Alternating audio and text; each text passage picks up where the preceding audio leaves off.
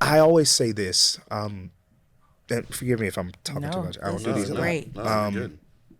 I believe my wife and I are a sign of what it looks like to do as the scripture says, to take delight in the Lord and he'll give you the desires of your heart. We had no desire to pastor. And that's not shade towards pastoring because we love it, but it just wasn't a desire. It was not in us. We did not, you know, our conversations weren't around starting churches. You know what I mean? We just we loved the presence of God. We loved God's people, and we knew we wanted to serve the local church. That was, without question. But starting a church was just like, no, like we had never had, really thought about it.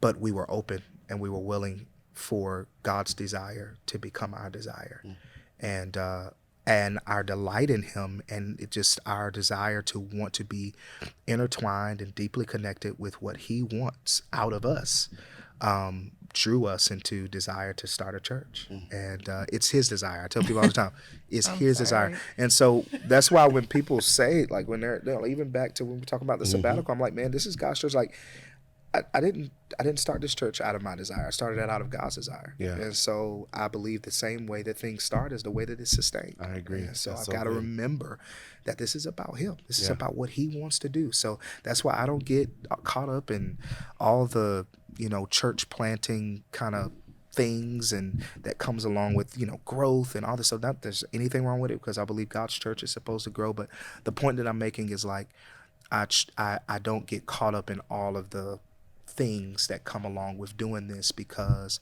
I'm constantly being reminded that I did not start this. He That's so did. good. And so He's making it move at His speed. He's Yeah. making it move at the speed that He desires for it to move. And so that's the story of my life.